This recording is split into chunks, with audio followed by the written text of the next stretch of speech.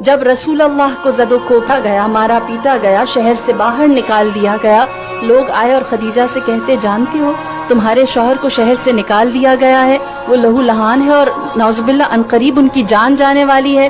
جناب خدیجہ رسول اللہ کو اپنے ہمراہ لے کر شہر مکہ میں آئیں۔ اپنے گھر کی جانب جب آپ چلتی ہوئی آ رہی تھیں تو دوبارہ دیوانے لوگ آئے اور آپ کی جانب پتھر مارنے لگے۔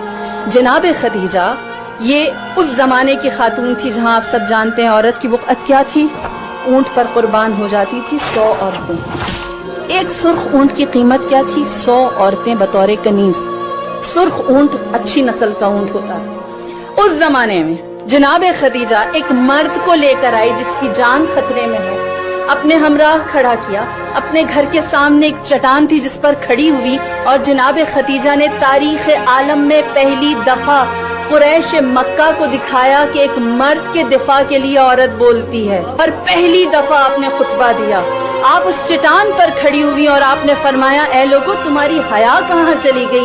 اسی دروازے پر تم قطار بنا کر کھڑے ہوتے تھے اور مجھ سے قرض مانگتے تھے اور میں بے نیازی سے تمہیں دیتی تھی، آج تم اربوں کی حیا ختم ہو گئی، تم اسی دروازے پر ہاتھ پہ پتھر لے کر آ گئے۔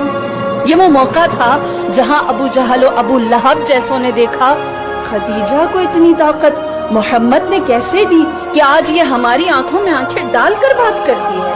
اور جناب خدیجہ کی ہیبت، وقار، کلام کے اندر لہجہ اور آپ کا سخن، فصاحت اور بلاغت اور میں یوں کہوں اعتماد ایسا تھا کہ سب بکھر گئے، کوئی محمد کو کچھ نہ کہہ سکا، سب جان گئے اب خدیجہ صرف مالدار نہیں ہے، اب اس کی طاقت صرف دولت نہیں ہے، اب خدیجہ کے پاس ناز کرنے کے لیے محمد ہے، اور اس کا اعتماد اب وہ مال و دولت کی بنیاد پر نہیں۔ لہٰذا عورت پہلی دفعہ سامنے طاقتور ہو کر آئی، قریش مکہ جان گئے کہ اب یہ وہ عورت نہیں رہی۔